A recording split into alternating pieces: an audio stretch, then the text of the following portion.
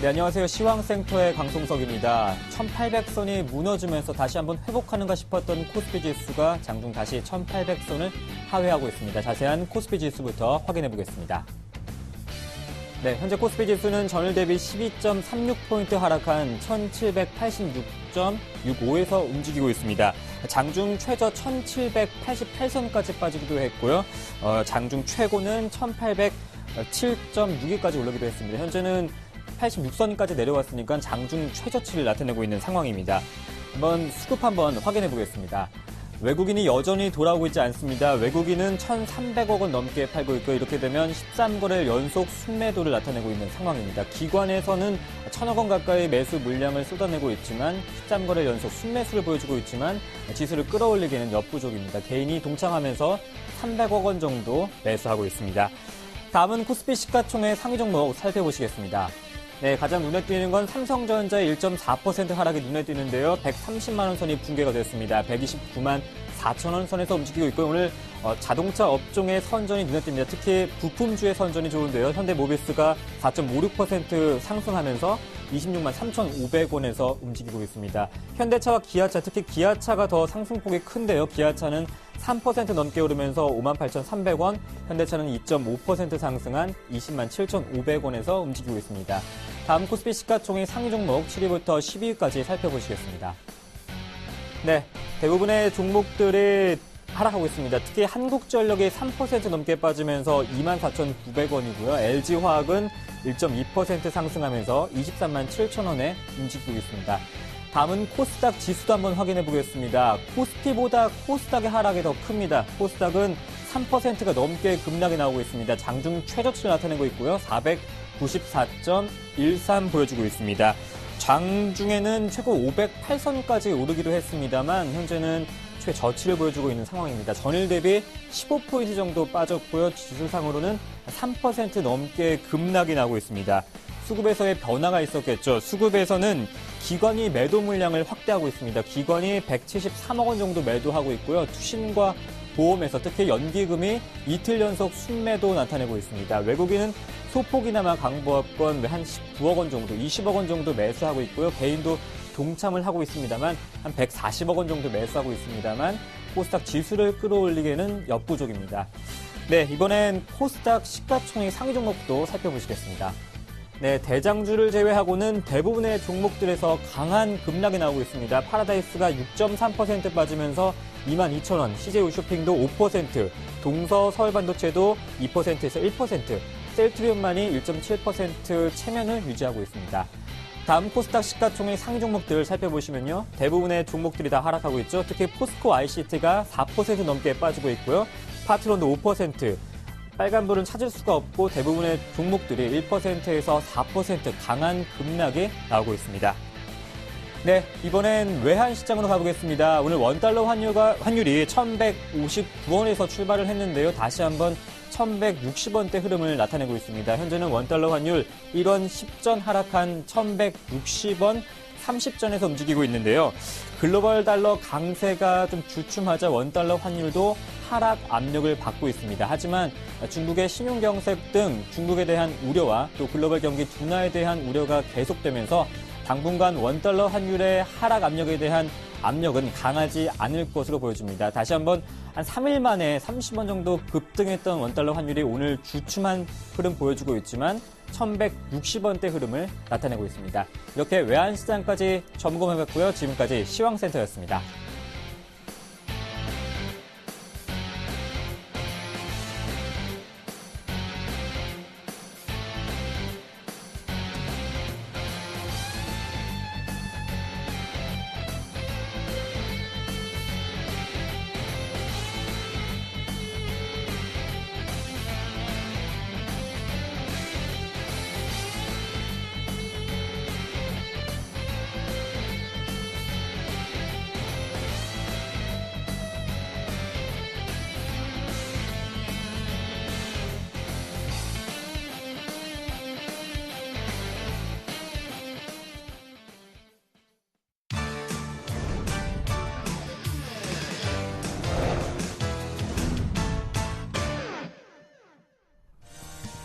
네, 안녕하세요. 오후장 파워업 박미라입니다. 현재 12시 50분 구간 시장 흐름 살펴보고 왔는데요. 이 코스닥 지수는 여전히 불안하고 코스피 지수도 1,800선 회복하나 싶었는데 다시금 밀리고 있습니다. 역시 외국인의 선현물 동반 매도가 부담이 되는 거겠죠. 이 문제는 G2에 대한 우려가 심각하다라는 건데요. 어제 이천설 내준 중국 상해 증시가 오늘 3% 이상 하락하면서 시장의 불안감을 키우고 있습니다.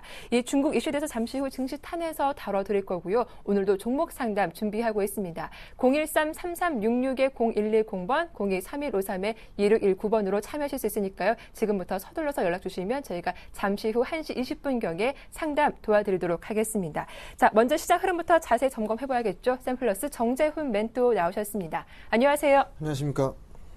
예, 현재 코스피 지수가 다시 밀리고 있습니다. 무엇보다 삼성전자가 1% 이상 하락하면서 130만 원대를 내주고 있는 모습인데요. 오후장 갈수록 낙폭이 크게 나오고 있습니다. 또 이 코스닥 지수도 3% 이상 밀리면서 492포인트 기록하고 있는데 전반적인 시장 흐름부터 한번 정리해 주시죠. 예, 일단 거래소 시장과 코스닥 시장 오전장에 시작을 하면서 어느 정도 반등을 시도하는 그런 모습들이 좀 나타났었습니다. 그러다가 중국 시장이 좀 개장을 하면서 낙폭을 키우는 그런 모습들이 좀 나타났었습니다. 그러면서 우리나라 시장도 일단 점차적으로 좀 낙폭을 확대를 해주고 있는 그런 모습들이 좀 나타나고 있는데요.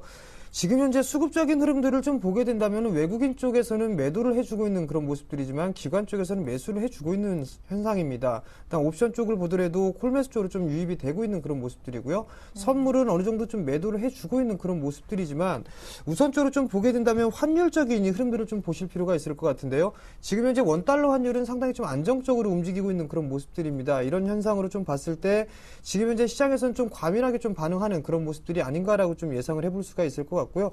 거래소 시장에서 만약에 현물을 좀 보유를 하고 있는 그런 분들이라면 지금 현재 따라 들어가서 매도를 할 필요성은 없다라고 좀 말씀을 드리고 싶습니다. 네. 우선적으로 좀 매수 관점을 좀 봐야 된다라고 좀 말씀을 드리고 싶고요. 추격 매도는 어떻게 본다면은 저가에서 매도를 하는 그런 우를 좀 범할 수 있다라고 좀 말씀을 드리도록 하겠습니다. 반대로 이제 코스닥 시장 같은 경우라면 3%대가 넘는 하락세를 좀 기록을 해주고 있는 그런 모습들입니다. 일단 오늘 이제 2013년 들어서 6월이 어느 정도 좀 마무리가 되고 있는 그런 상황들인데요.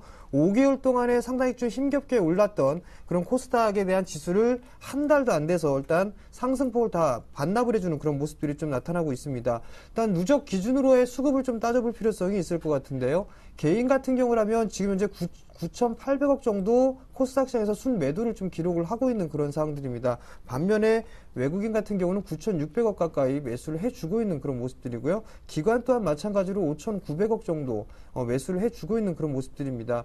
어느 정도 지금 현재 흐름은 쉽게 얘기해서 개인 투자자분들이 좀 쉽게 이해를 하게 된다면 투매를 좀 유발하고 있는 그런 구간이 아닌가라고 좀 생각을 하고 있습니다. 여전히 악재가 겹쳐있는 그런 상황들이 펼쳐지고 있고요. 즉 삼성전자에 대한 리포트 부분들 그리고 양적 완화 조기 종료에 대한 우려감 그리고 중국발 리스크 이 부분들 때문에 투심을 상당히 좀 자극을 하고 있다라고 좀 보셔도 좋을 것 같습니다. 네, 일단 오늘도 좀 급락이 나오고 있지만 투매에는 동참하지 말았으면 좋겠다라고 의견을 밝혀주셨습니다.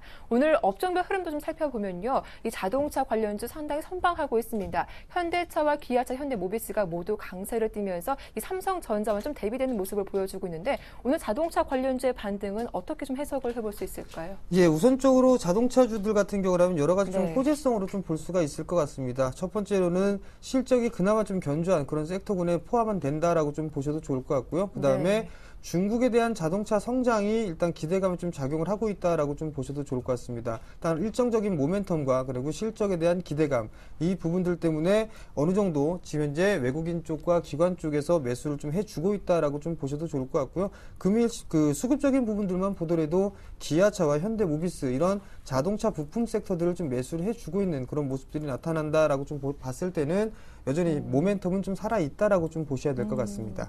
네, 이렇게 좀 모멘텀은 살아있는 업종 자동차다라고 말씀을 해주셨습니다.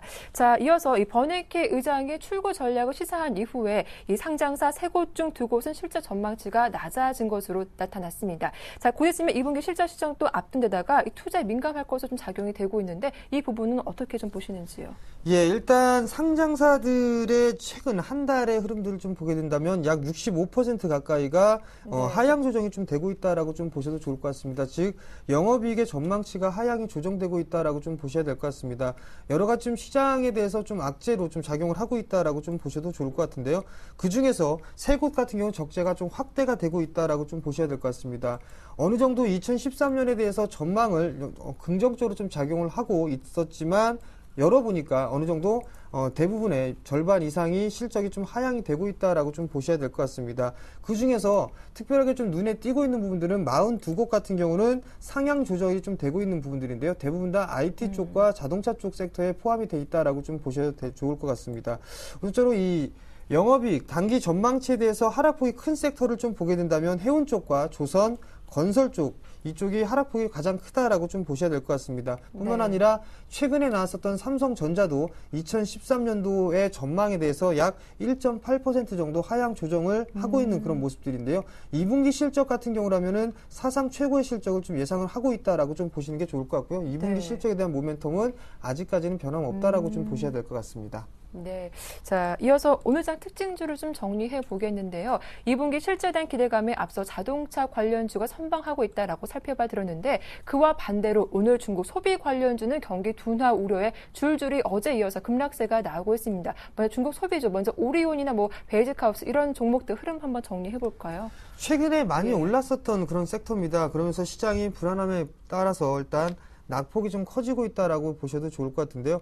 어느 정도에 대한 재편이 좀 나와줄 것으로 좀 예상을 하고 있습니다. 그리고 또 새로 좀 부각이 될 수 있는 부분들이 많이 올랐던 섹터들 말고 이제 적게 올랐던 섹터 중에 모멘텀을 가지고 있는 그런 기업들, 즉 자동차 섹터들이나 이런 부분들은 중국 관련 섹터로도 새롭게 좀 부각이 될 수 있는 그런 사항들입니다. 그러한 부분들 때문에 재편이 좀 들어간다라고 좀 보셔도 좋을 것 같고요. 그리고 중저가 종목군들 같은 경우라면 코스닥 쪽 섹터도 유일하게 좀 많이 포진이 돼 있는 그런 사항들입니다. 그런 사항들이기 때문에 어느 정도 차익 매물이 좀 나오고 있다라고 좀 보셔야 될 것 같습니다.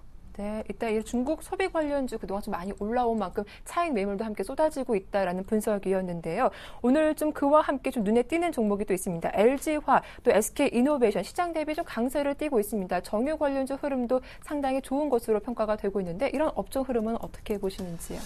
예, 많이 빠졌습니다. 신저가의 그쵸. 모습들을 좀 보였기 때문에요. 기술적인 좀 반등이다라고 좀 보셔야 될 것 같습니다. 여기에서 이제 바닥을 확인하고 어떻게 반등이 나올지 이 부분들은 차후에 좀 지켜봐야 될 부분들이고요. 여기에서 이제 바닥이 나왔으니까 매수 관점으로 보자라는 부분들보다는 추이를 좀 보면서 대응을 하는 게 좋겠다라고 좀 말씀을 드리도록 하겠습니다. 네, 일단 뭐 오늘 정유 관련주 반등이 나오고 있지만 뭐 큰 기대를 하기보다는 앞으로 추가적으로 더 반등이 나오는지 그 부분을 염두하면서 대응해 보자라는 말씀을 해주셨는데요. 코스닥 쪽으로 분위기를 넘어가 보겠습니다. 오늘 코스닥 시총 상위 종목 흐름을 보면은 셀트리온을 제외하고 줄줄이 급락하는 모습도 나오고 있습니다. 어제 뭐 LED 관련주도 줄줄이 하락하는 모습이 나왔는데 오늘도 그 흐름은 마찬가지인 것 같아요. 예, 여전히 시장 많이 빠지고 있는 그런 모습들입니다. 오히려 뭐 투매가 나오고 있다라고 봐도 무관하다 싶은데요.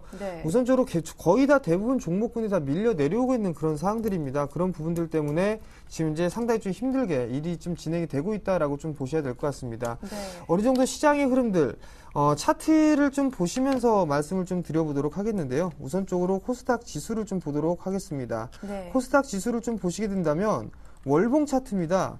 월봉 차트의 흐름들을 좀 보시게 된다면 과거에 2009년도 때부터의 박스권의 흐름들을 꾸준하게 지속을 해주다가 올해 이제 넘어가는 그런 모습들이 좀 나타났었는데요. 최근에 한 달 만에 하락폭이 약 15% 이상 빠지는 밀려 내려오는 그런 모습들이 좀 나타났었습니다.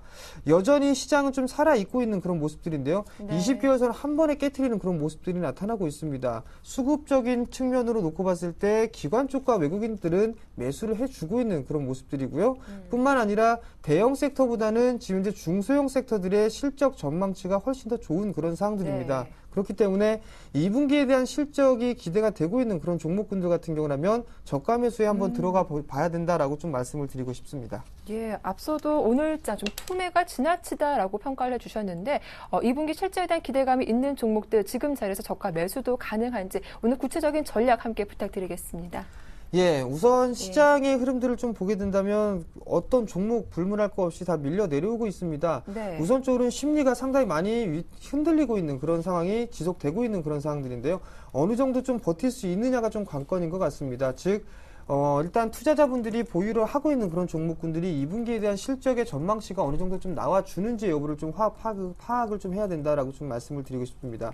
선물 기준으로 따져보게 된다면 230포인트 부근에서는 어느 정도 바닥은 좀 나왔다라고 좀 보셔도 좋을 것 같습니다. 그럼 결국 따져보게 된다면 선물 지수로 좀 보게 된다면 지금 현재 232.75포인트, 오늘 저점이 232.40포인트입니다. 이제 빠져야 1% 정도 채 남지 않았다라고 좀 보셔야 될 것 같습니다. 마인드의 차이인 것 같습니다. 여기서부터 얼마만큼 더 빠지느냐 이게 아니라 이제 빠져야 1%다라고 생각을 하게 된다면 좀 더 심리는 안정이 될 수 있다라고 좀 보시는 게 좋을 것 같고요.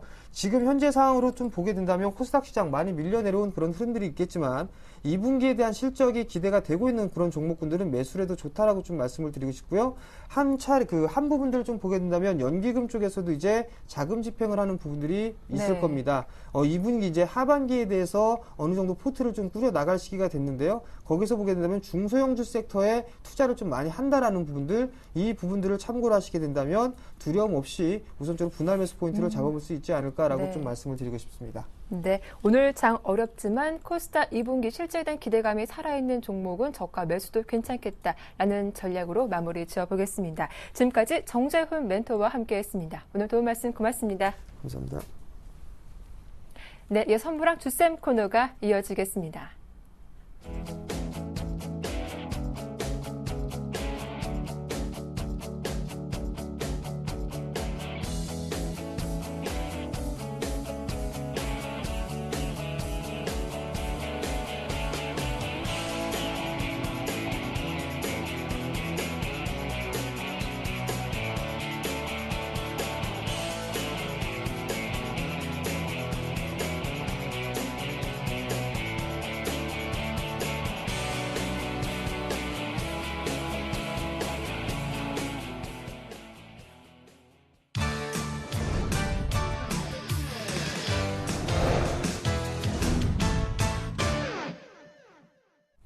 네, 선물 시장 흐름 살펴보도록 하겠습니다. 샘플러스 김도영 멘토, 선물왕 주쌤 만나보겠습니다. 안녕하세요. 네, 안녕하세요.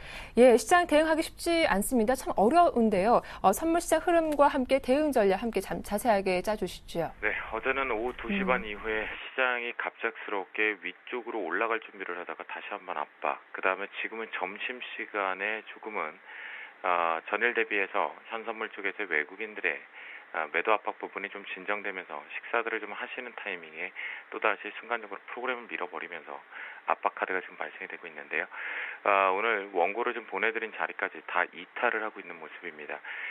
상당히 뭐라 그럴까요? 분명한 것은 이제 시간 플로우상으로도 올라갈 준비를 하고 있음에도 불구하고 지금 오후 시장에서 점심시간에 이유를 억지성으로 찾아본다면 프로그램의 매도 부분 잠시 뒤에 보여드릴 거하고 그리고 또 다른 하나는 바로 중국발 또다시 인위적인 유동성 확대에 따른 금융주들의 급락 부분이 나오면서 중국이 부러지면서 지금 우리나라가 같이 동반해서 문제를 같이 동반해서 급락으로 막고 있는 것 같습니다.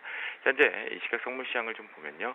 특히나 먼저 보실 것이 이제 옵션 시장일 것 같습니다.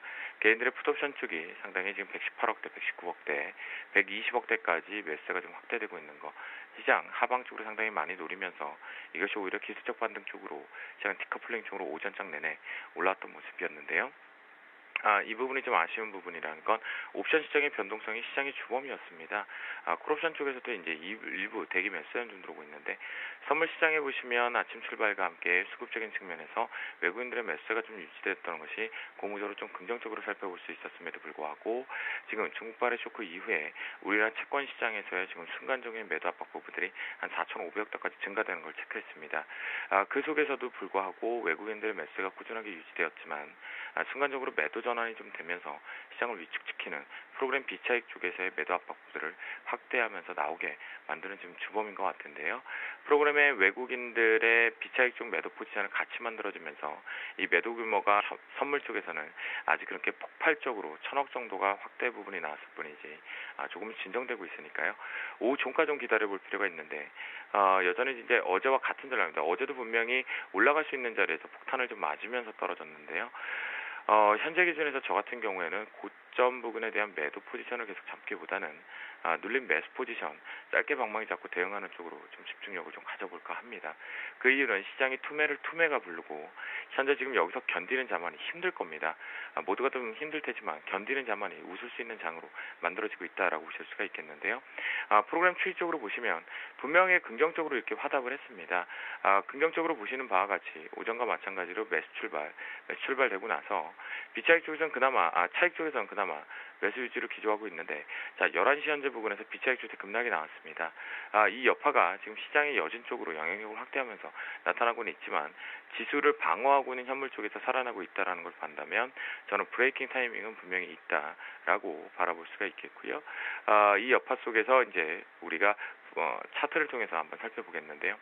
중요한 변곡절이 이제 대응 전략일 것 같습니다.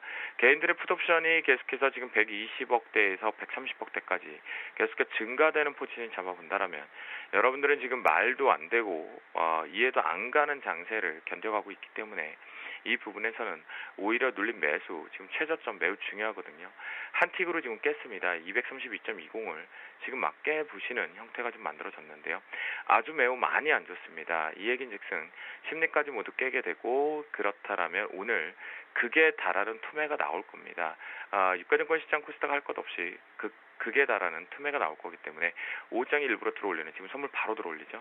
아래거 살짝 한 틱을 깼다라는 것은 가능성을 지금 타진할 수 있고 외국인들이 확대하고 있지 않기 때문에 개인들 풋옵션 확대를 통해 저점 매수 눌림 매수 잡자라고 말씀드리고요. 종가 반드시 232.20 지지 여부 체크를 합니다. 자, 종가상에 232.20 이탈 나가게 되면요, 해외 증시와 전혀 상관없이 우리나라 수급고여서 한 템포 덤입니다. 그거 좀 열어두셔야 될 것 같겠고요. 그렇다라면 아무래도 일단은 관망세 좀 일관하시면서 현금 무효제는 현금 들고 계시고 선물 매니저분들 같은 경우에도 종가상 이탈한다고 해서 매도 포지션을 끌고 넘어가지 마시고요. 야간과 주간으로 일단 무 포지션 잡아 놓으시고 나서 트레이딩 관점 안정화되는지 보시면 좋겠습니다. 변곡은 아무래도 수요일날 오후하고 목요일날 나올 것으로 판단이 되니까요. 그래서 최종적으로 금일자리 변곡점은요, 위쪽 상단이 237.10 충분히 갈 수 있었습니다. 여기서 맞고 떨어져 아쉬운 건 있었지만 그 다음에 235.90 저희가 뭐 매수를 해서 수익을 냈다라는 얘기 잘난 체 할 이유 없는 것 같습니다. 시장이 올라갈 자리에서 계속 떨어지고 있기 때문인 거고요. 그 다음에 이제 하단 밴드 232.20을 설정을 해드렸는데요. 여기서 여러분들 체크하실 것은 눌림목 매수를 잡고 들어오신다면 234.25 자리가 저항대인지 올라타는지 보시면서요. 만약에 저가 매수를 잡으셨다, 주쌤의 선물항을 듣고 잡아졌다면 234.25로 올라탄다면 이렇게 보시면 돼요. 올라탄다라는 것은 몸통으로 치고 올라갔다가 다시 내려와서 지지를 하는 그 자리를 말씀드리는 거니까요. 이런 모습의 플랜이 나온다고 한다면 자신 있게 좀 더 끌고 가면서 위쪽 상단으로 종가상 부분까지 현 선물 모두 다 매수 포지션을 잡으시면서 공포 느끼지 마시고 대응하셨으면 좋겠습니다. 지금 장 좀 많이 어렵습니다. 여러분들만 어려운 게 아니라 저 주쌤 김도영도 좀 많이 어려운 상황인데요. 갈만하면 때리고 갈만하면 때리고 핑계를 억지성으로 만들어내고 있는 장세입니다. 그렇다면 이 또한 또 지나갈 것이고 그 브레이크는 걸릴 것으로 지금 판단하고 있고요.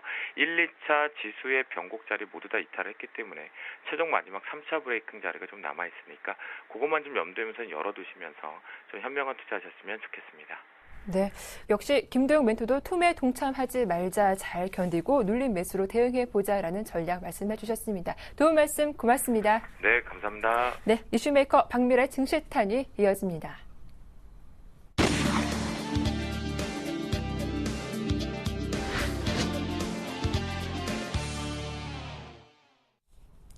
네, 중국 증시가 폭락하면서 블랙 먼데이를 맞았습니다. 중국 은행발 위기로 내 경제가 심상치 않다라는 이야기가 나오고 있는데요. 중국 증시가 6개월 만에 2,000선 밑으로 주저앉았습니다. 이번 하락폭은 글로벌 금융 위기가 휘몰아쳤던 2009년 8월 이후 가장 컸죠. 이 중국 은행들의 자금 경색이 점점 심해지고 있는 가운데 금융 위기로 이어질 수 있다는 우려가 이번 하락의 주된 이유이기도 했습니다. 이 중국발 악재 우리 한국 경제도 큰 타격을 입을 거란 전망이 나오고 있는데요. 자세한 이야기는 HM투자증권 최희승 차장 연결해서 들어보도록 하겠습니다. 안녕하세요. 네, 안녕하십니까. 예, 이 중국발 불안으로 글로벌 경제가 모두 좀 급락세를 보이고 있습니다. 먼저 중국 경제가 불안한 근본적인 요인은 어떤 점 때문일까요? 네, 일단 뭐 근본적으로는 네.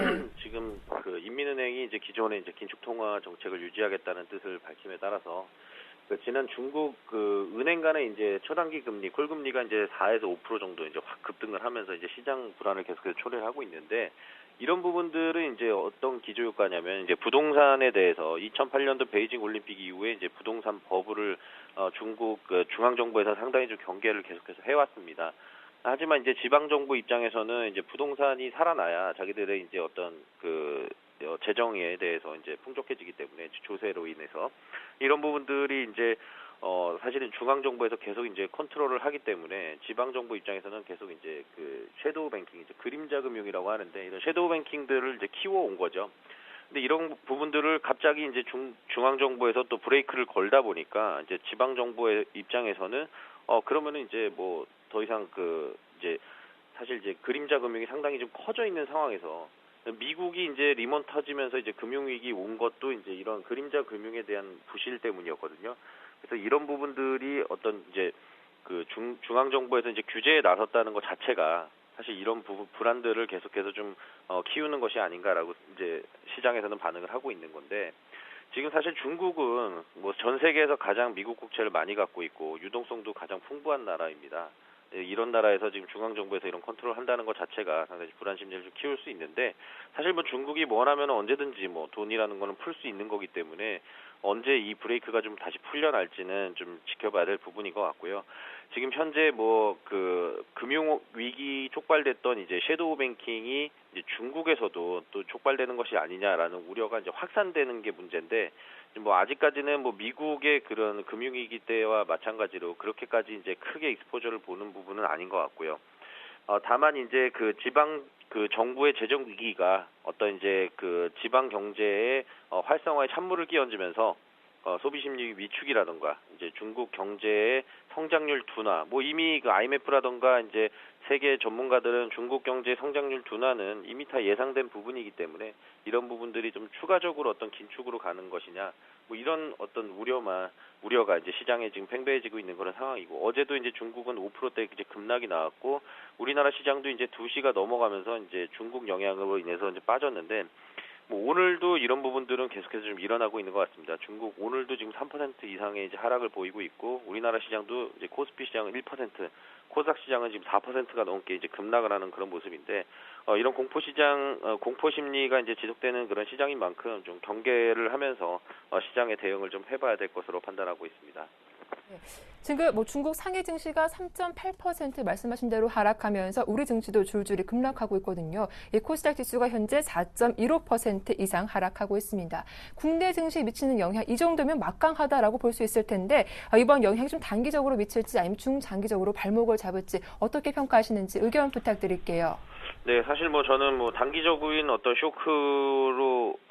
쇼크에 그쳤으면 좋겠다는 기대를 했었는데, 어제 일단 단기적으로 일단 쇼크를 받았죠. 근데 오늘은 그 쇼크가 더 큰 것 같습니다. 아무래도 이제 지금 뭐 거래 대금이 실리지 않는 그런 이 정도의 폭락이라 그러면 사실 바닥이라고 보긴 좀 어렵고요. 바닥이라고 봤을 때는 2011년도 8월 달이나 이때부터 하락이 시작돼서 단기 바닥 나올 때 흐름 보면은 거의 100포인트 이상 코스피 지수가 빠지다가 매수 쫙 들어오면서 이제 아래꼬리 달면서 바닥 신호가 이제 나왔었는데, 뭐 아직까지는 사실은 바닥이라고 논하기에는 좀 그런 신호는 개인적으로 안 보입니다. 일단 중국의 이제 추가 하락 여부가 상당히 좀 중요할 것 같은데, 일단 중국도 의미 있는 뭐 포인트라고 할 수 있는 2000포인트가 어제 깨졌죠. 우리나라도 1800이 깨지고, 사실 뭐 이런 뭐 중국 정부의 경기 부양 의지는 계속해서 좀 나오고 있습니다만은, 어쨌든 그 중앙 정부 컨트롤 타워에서 섀도우 뱅킹을 통제하겠다는 그런 의지가 나온 만큼 어떤 추가적인 제재가 나올지는 좀 지켜봐야 될 것 같고요.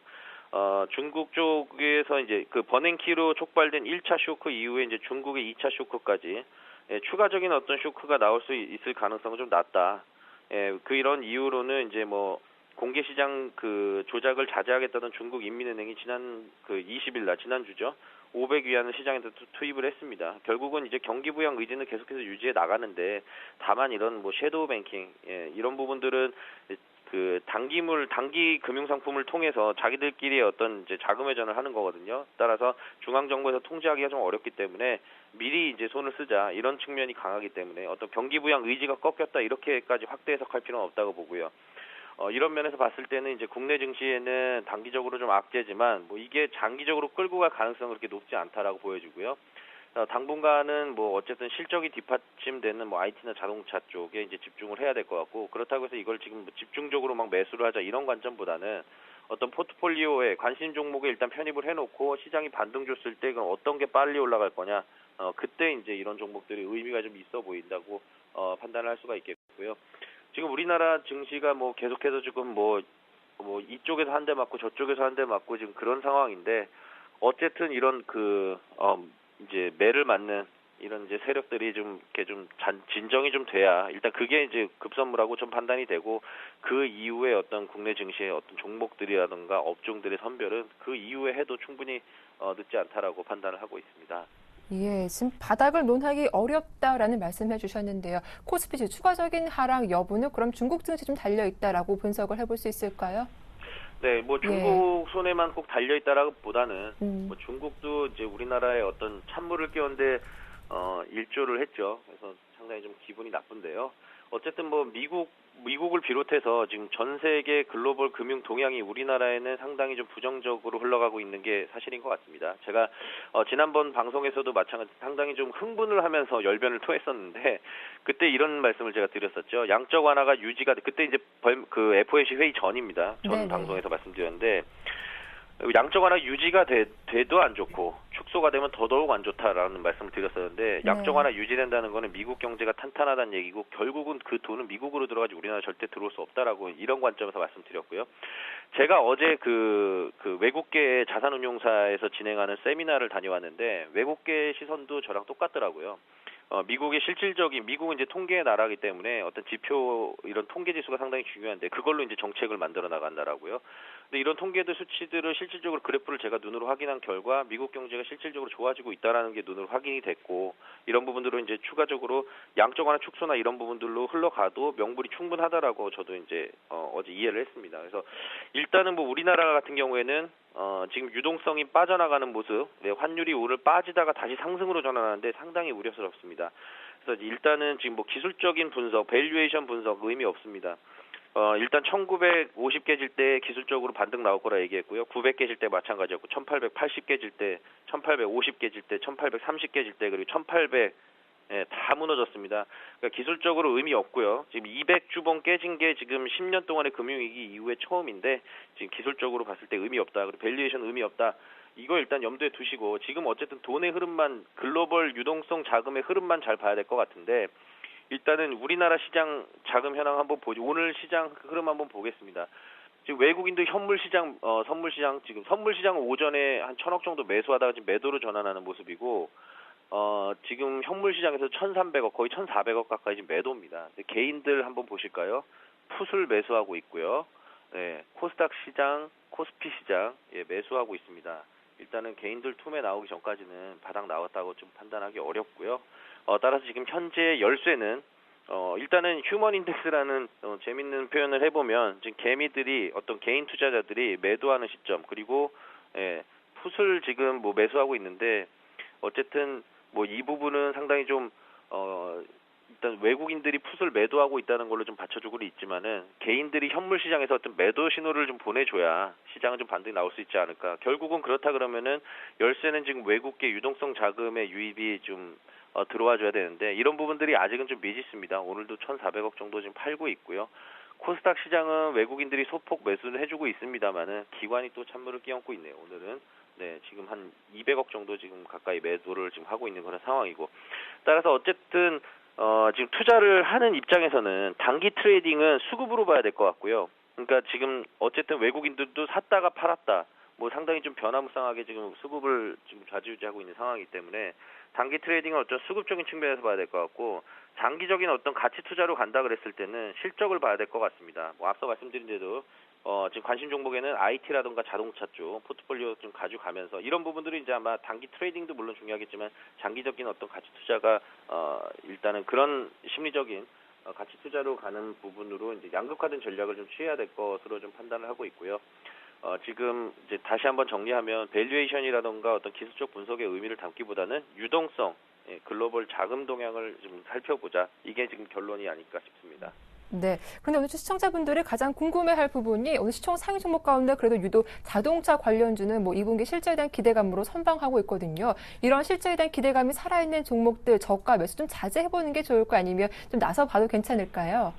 네, 일단은 네. 계속해서 말씀드리지만 예. 지금 실적과 관련된 종목도 이제 자동차 쪽은 이제 아무래도 실적 플러스 이제 환율까지도 이제 지금 올라가다 보니까 이런 또 효과들도 또 추가적으로 플러스 알파로 좀 누릴 수 있지 않을까라는 생각을 하는데요. 어쨌든 미국의 경제 회복이 실질적으로 진행이 되고 있다. 물론 지금 현재 뭐 어떤 기업의 실적이라던가 이런 부분들이 아직까지는 조금 뭐 부족합니다만 어쨌든 미국의 이제 부동산 경기가 살아나고 또 고용 시장이 계속해서 살아나고 있다는 점은 어떤 뭐 선행 지표로서 후행적으로 이제 소비 심리까지 이제 개선되는 효과가 계속 나타났거든요. 이런 부분들 어쩌면 뭐 수치상이라고 좀 판단할 수 있겠지만 그런 수치를 바탕으로 해서 외국인들의 자금이 이동한다라고 봤을 때 그러니까 미국의 소비 심리가 살아난다 그랬을 때는 자동차는 당연히 호재로 받아들일 수밖에 없는 부분이고요. 따라서 지금 현재는 실적이 뒷받침되는 종목들 중에서 오늘 시장에서 나오죠. 이렇게 시장이 빠진데도 자동차들 오늘 뭐 나름대로 뭐 급등까지는 아닙니다만 뭐 기아차는 오늘 급등이네요. 모비스랑 현대차들이 6%대 플러스고요. 이런 쪽으로는 좀 시장이 만약에 올라갈 때 이런 종목들은 더욱 각광을 받을 수 있기 때문에 조금씩 매수 관점으로 내지는 지금 현대차 사실 뭐 올라봐야 많이 오른 거 없습니다. 뭐 기아차도 마찬가지고요. 종목 교체를 조금씩 포트를 좀 비중을 조절하는 방향으로 포트를 조정하는 것도 하나의 방법이지 않을까 라고 생각을 하고 있습니다. 네, 오늘 말씀 잘 들었습니다. 고맙습니다. 네, 감사합니다. 자, 이어서 증시큐 힐링 레슨이 이어집니다.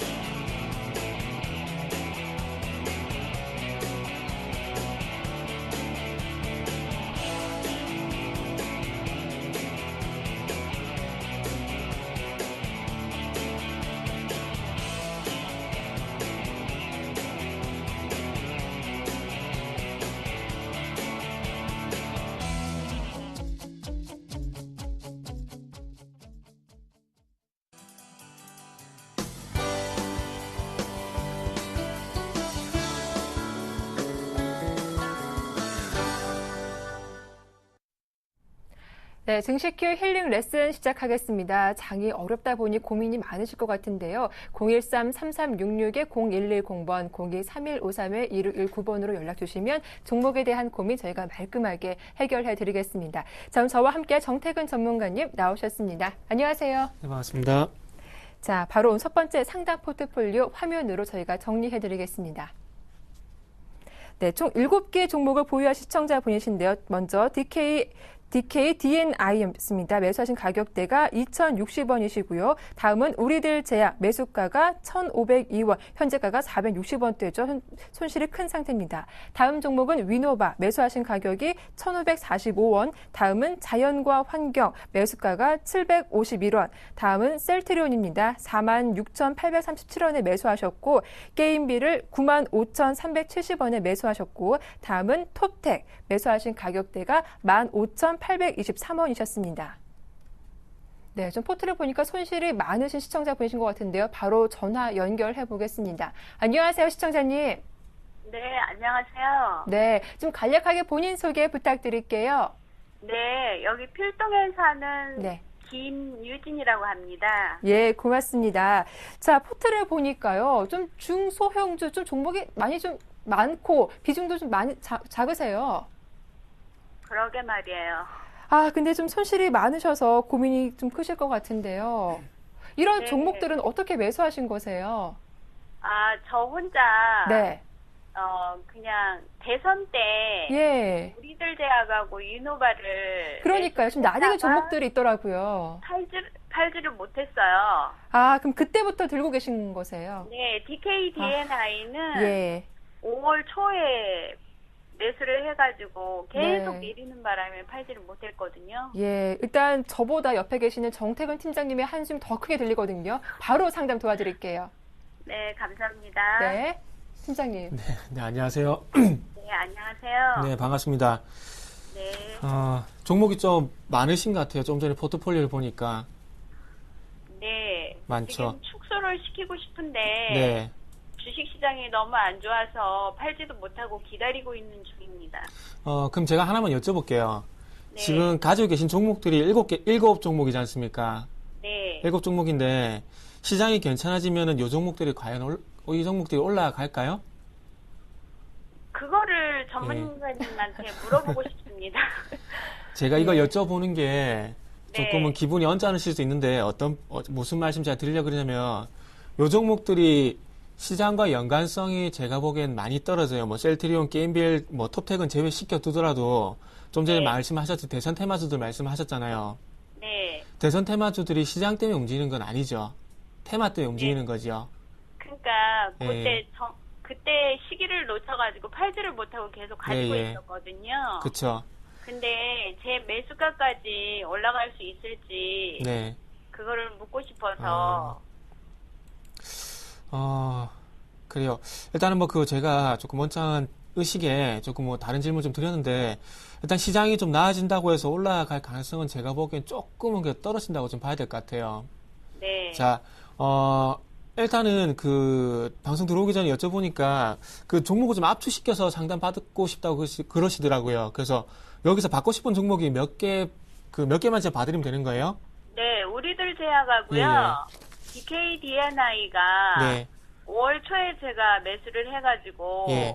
계속 내려갔잖아요. 예, 예. 제가 팔 저기가 없이 계속 내려갔는데요. 네.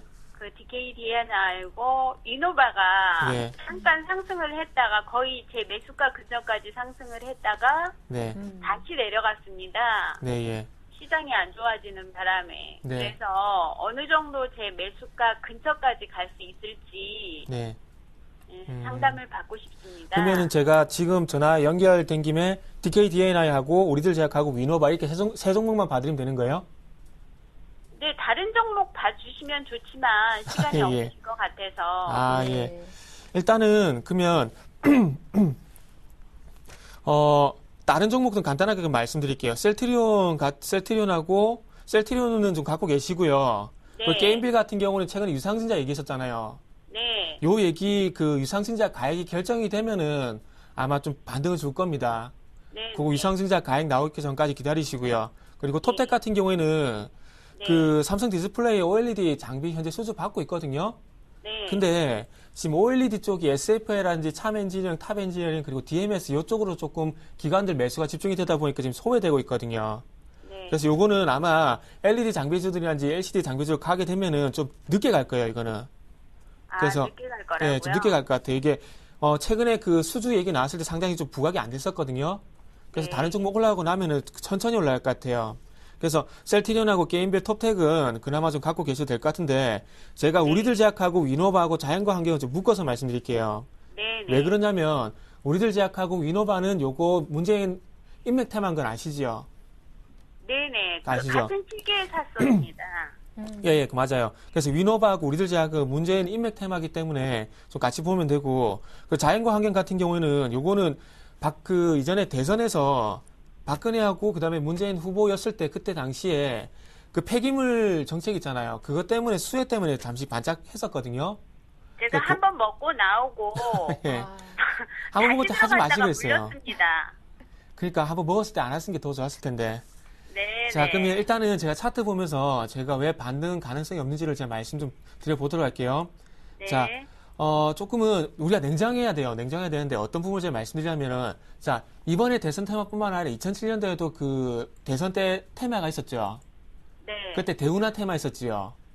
제가 2007년도는 주식을 예, 예. 안 해서 아, 그래요? 잘 모릅니다. 예, 예. 2007년도에는 그때 당시에 이명박 후보가 나오게 되면서 대운하 테마가 있었거든요.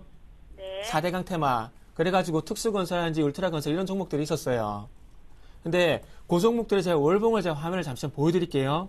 네. 자, 화면 좀 같이 보면은 그때 당시에도 마찬가지 대선 테마가 부각이 되면서 특수건설이 이게 4천원이던 게 주가가 5만원 가까이 갔었어요. 근데 중요한 건 잘 아시겠지만 이것도 대선 테마 때문에 올라갔었던 겁니다. 근데 대선 테마가 꺼지고 나서 주가 바로 그 소멸돼 버리죠. 그리고 중요한 건 시장이 괜찮아서도 테마수는 안 올라오죠. 네. 자, 그렇죠. 자, 그러면서 본인 가지고 계신 우리들 제약 보도록 할게요. 우리들 제약도 보시면 아시겠지만, 자, 잘 보세요. 지금 2011년 말, 2012년 말까지 이 종목이 우리들 제약이 부각이 됐던 이유가 잘 아시겠지만은 뭐였어요? 대선 테마지요. 네. 그러면은 앞쪽에 뭐 특수건설이라는 종목을 예를 들어 보더라도 대선 테마 같은 경우는 대선이 끝나고 나면 주가가 꺼져버리고 그다음부터 부각이 받지 못하고 있고 주가가 많이 밀려버리지요. 네. 그래서 조금 회상이 될 가능성이 좀 떨어지는 게 조금은 이해가 되시죠? 네. 그래서 저는 그렇습니다. 그 대선 테마 물론 대선 부각됐을 때 대선 테마 들어가서 수익 많이 내는 것도 물론 중요하겠지만은 지금은 어쨌든 대선이 끝나버렸고요. 그리고 지금 문재인 국회의원이 다시 한번 국회 의정 활동을 하고 있지만은 테마가 전혀 부각이 안 되고 있지요. 그렇다면은 요 종목이 다시 움직이기 위해서는 뭐가 있어야 됩니까? 다시 문재인 씨가 뭐 대통령 후보에 다시 나갔던가 해야 되겠지요. 네. 근데 중요한 건 다음 대선이 2017년이잖아요. 예, 예. 그 장기간 동안 주가가 어디까지 빠질지 모르고 그리고 요 종목 같은 경우 지금 462원인데 여기서 더 빠져버리면은 상장 폐지도 걱정을 하셔야 돼요. 왜 그러냐면 자, 요게 지금 2년 동안 지금 연간 기준으로 봐서 적자예요. 네. 올해도 적자가 날 가능성이 상당히 큽니다. 그리고 중요한 건 이 회사 대주주도 지분을 계속해서 줄여나가고 있어요. 예, 예. 왜 그럴까요? 자기가 가지고 있는, 그러니까 자기가 대주주 있는 회사에 주식을 계속해서 판다는 이유가 뭘까요? 자기도 이 회사에 대해서 자신이 없다는 겁니다. 예, 이해되시죠? 그래서 우리들 제약하고 위노바하고 자연과 환경은 차트 보여드리고 싶지만은 볼 이유가 없고, 네. 제가 무조건 팔라는 말씀은 안 드릴게요. 무조건 팔라는 말씀은 안 드리는데, 곰곰이 저하고 전화 끊고 나서 곰곰이 한번 생각을 해보세요. 그럼 요즘- 이노바는요. 예. 1,450원까지인가 최근에 한번 올라갔었잖아요. 예. 그 근처까지는 올라가지 않을까 그 생각을 하고 있거든요. 그러면 제가 예, 예. 매수를 하려고 생각하고 있었는데 지금 시장이 이래서 이렇게 떨어지는 거 아닌가 생각하고 있었거든요. 네. 뭐 그 부분도 없잖아요. 있다고 좀 말씀드릴게요. 그리고 네. 그 말씀하신 대로 근데 여기서 더 빠져버리면은 의미가 없거든요. 의미가 그렇죠. 없고요. 그래서 말씀을 하신 대로 시장이 괜찮아지면서 1,400원 정도까지 가격을 주게 된다면은 그때는 미련 없이 그냥 매도를 하는 게 좋겠다고 말씀을 드릴게요. 그래서 네, 그렇게 생각합니다. 네. 그래서 우리들 제약, 위노바, 자연과 환경은 요 세 종목은 어쨌든 테마입니다. 네. 이해되시죠? 테마기 때문에 곰곰이 한번 생각을 해보세요. 대선 테마 이거 끝났는데 계속 갖고 갈 건지 말 건지를 한번 고민을 하셔가지고 제가 보기엔 결단을 조금 하시는 게 좀 좋지 않겠는 생각이 들어요. 네. 그래서 최종적으로 매도에 대한 판단은 제가 시청자님께 좀 하시라고 좀 말씀드릴게요. 네. 네. 그리고 DKDNI는 요거는 충분히 매수를 할 수 있는 종목이었습니다. 요거는 저도 그럴 수 있을 것 같아요. 왜 그러냐면, 자, 요것도 차트 좀 같이 보면서 말씀드릴 건데, 올해 1월 달부터 이렇게 차근히 올라가죠. 네. 요런 차트는 시청자님 뿐만 아니라 저도 살 수 있고 누구나 다 살 수가 있다는 겁니다. 네. 근데 중요한 건 지지선이 깨져버리고 고점이 낮아지고 있는데 안 팔았다는 게 문제겠지요. 자, 요 종목이 제가 뭐 때문에 올라갔는지, 요런 소형주 같은 경우는 회사 내용을 내부자 거래하듯이 상당히 잘 알아야 됩니다. 자, 요게 1월 달부터 4월 달까지 올라갔는데 이게 뭐 때문에 올라갔냐면은 그 DK 마린이라는 회사의 자회사예요. 근데 DK 마린이라는 회사가 회사 사정이 안 좋게 되면서 리드코프라는 자회사 주식 담보로 그 대출은 아니고 돈을 빌려왔어요. 190억 정도 빌려왔었는데 190억 정도 빌려왔는데 그럼에도 불구하고 이 회사 사정이 좀 안 좋다 보니까 DK락을 매각을 하려고 그랬어요. 네. 이해되시죠? 매각이 뭔지 알죠? M&A 아시죠? 예, 예. M&A 얘기하면 주가 많이 가죠. 최근에 뭐 페노선도 그렇고, 그렇죠. 웅진케미칼도 그렇고. 그러니까 중요한 건 결론적으로 말씀드리고 싶은 부분이 뭐냐면은 1월 달부터 5월 달 초까지 올라갔던 이유가 방금 말씀드렸듯이 M&A 때문에 올라갔어요. M&A 때문에. DK 마린이라는 회사의 사정이 좀 안 좋아지다 보니까 DK락을 매각을 해서 DK락이 아니죠. DK DNI라는 회사를 매각을 해서 현금을 좀 땡겨오려고 그랬어요. 네. 근데 그게 결국에는 불발로 끝났어요. 불발로 끝났게 되면서 어떻게 됐냐면은 다시 리드코프를 다 매각하는 쪽으로 바꿔버렸어요. 네. 자, 잘 보세요. 1월 달부터 제가 4월 달까지 뭐 때문에 올라갔다고 말씀드렸어요. 매각 때문에 올라갔다고 말씀드렸죠. 예. 근데 매각을 접어버리니까 어떻게 돼요? 주가 미끌려버리죠. 다시 하락하고 있죠. 그렇죠. 이거를 만약에 시청자님께서 아셨다면은 아마 파셨을 거예요. 근데 방금 제가 말씀드린 내용 처음 들어보지요. 네. 이걸 모르기 때문에 제가 보기엔 못 판 것 같아요. 자, 그래서 리드코프 쪽으로 매각이 나섰는데 현재 리드코프가 현재 러시안 캐시란 그 대법 회사 아시죠? 네. 그쪽으로 팔릴 거란 얘기가 있거든요. 네. 그래서 아마 DKDN이 매각 얘기는 다시 안 나올 것 같아요. 만약에 리드코프가 매각이 돼버리면은. 네. 그래서 요것도 참 아깝고 좀 애통하지만은 어쨌든 올라갔던 이유로 주가를 빠지는 이유를 이제는 알게 되셨잖아요. 네. 그렇기 때문에 요 종목도 마찬가지로 조금은 결단을 하셔야 될 것 같아요. 네. 다음부터 모델 제약이라든지 DK, DNI 이런 종목을 하실 때는 네. 정말 조심하시고요.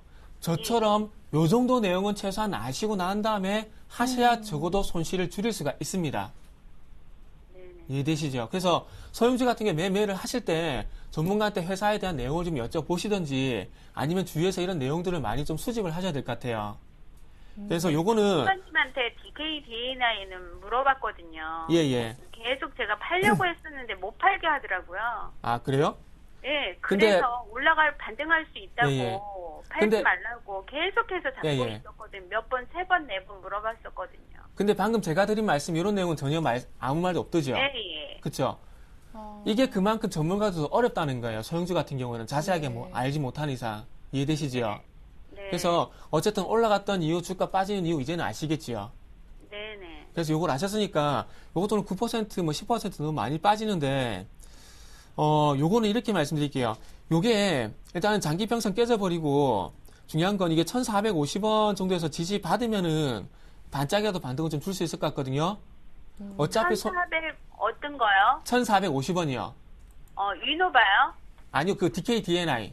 DK DNI 예. 1,450원이요? 예, 1,450원을 어차피 지금 많이 빠져버렸기 때문에 네. 1,450원까지 좀 지켜보시고 네. 그거 지키고 올라와줘야 되거든요. 네. 그거 못 올라오면 그때는 좀 매도를 좀 생각을 하세요.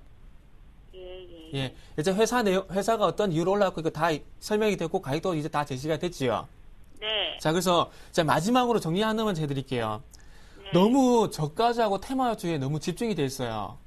제가 예. 주식을 초보자라서 처음에 네, 예. 그걸로 시작을 했던 거고요. 예. 이제는 이제 주식을 조금 배워가는 단계라서 예. 이런 종목을 하지 않을 겁니다. 예. 그럼 이번에는 액땜했다 치고 예. 우리가 네, 조금만 그거 긍정적으로 알겠습니다. 생각하자고요.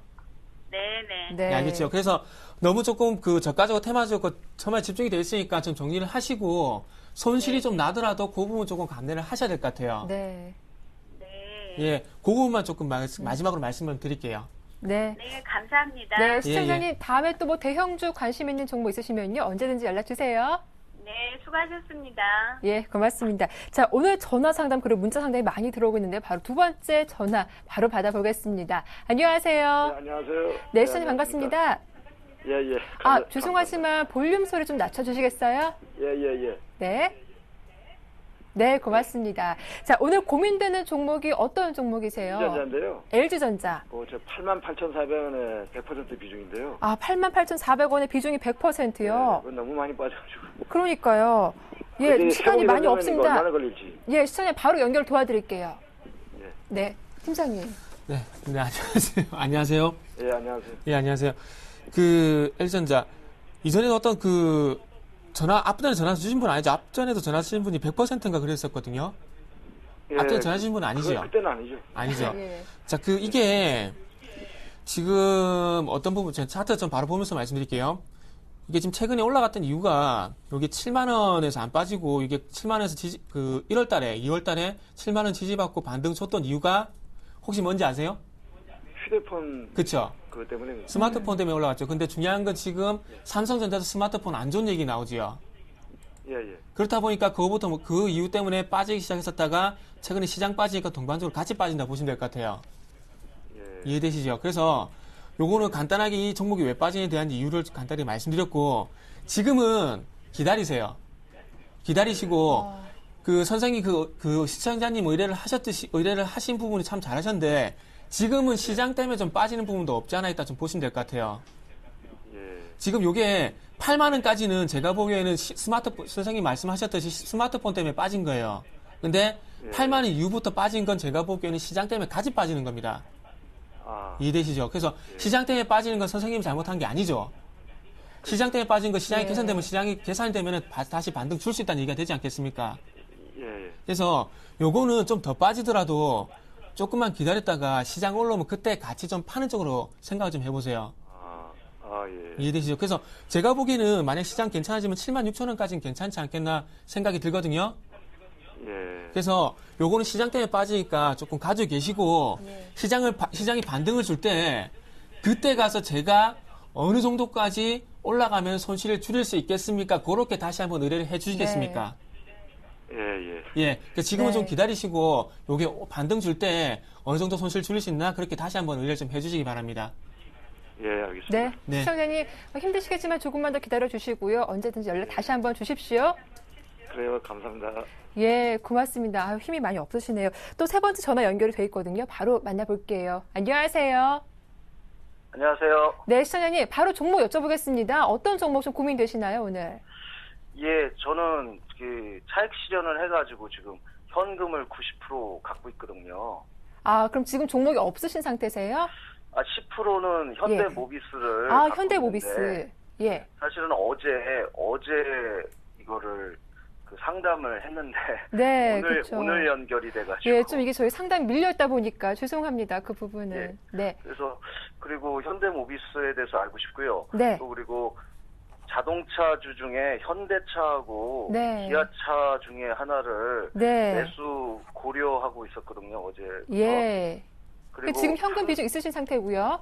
예, 90% 갖고 있고요. 알겠습니다. 삼성전자 언제쯤 들어가면 좋을지 하고 마지막으로 저희가 시간이 많이 없어서 시청자님 죄송하지만 먼저 현대모비스 상담해드리고요. 현대차나 기아차 둘 중에 어떤 종목이 더 매수 가능한지 바로 여쭤볼게요. 예. 네, 고맙습니다. 팀장님. 네. 예, 안녕하세요. 예, 안녕하세요. 예. 참 전화 연결했는데 시간이 없어서 정말 죄송합니다.